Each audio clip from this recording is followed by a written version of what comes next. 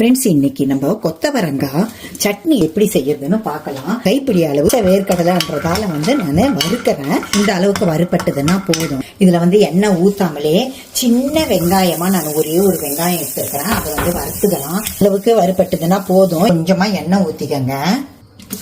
2 காஞ்ச மிளகா, ஒரே ஒரு பச்சை மிளகா போட்டிருக்கிறேன். இப்ப இதை போட்டுக்கலாம். ஒரு கொட்டைப்பாக்கு அளவு புளி போட்டுக்கலாம்.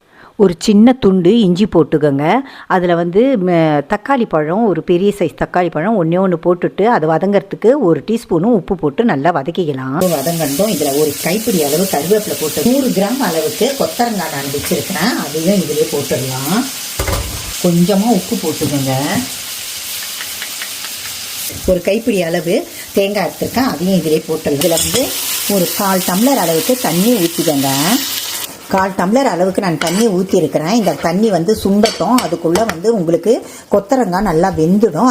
ஃப்ரெண்ட்ஸ், இந்த அளவுக்கு நல்லா வதங்கிடுது. இதில் ஒரு கைப்பிடி அளவு கொத்தமல்லி போட்டு லேசாக ஒரு வதக்குங்க. இந்த அளவுக்கு உங்களுக்கு கொத்தமல்லி வதங்கினா போட்டிருக்கேன். 1/2 டீஸ்பூன் அளவுக்கு எண்ணெய் ஊற்றிருக்கிறேன்.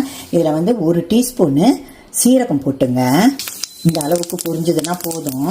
இதை நம்ம இப்போ வதக்கி வச்சிருக்கிறோம் பார்த்தீங்களா, இதில் அப்படியே நம்ம ட்ரான்ஸ்ஃபர் பண்ணிடலாம். கொஞ்சமாக உப்பு போட்டுக்கிறேன். நான் ஆறுனதும் நம்ம குறைன்னு அரைச்சிக்கலாம்.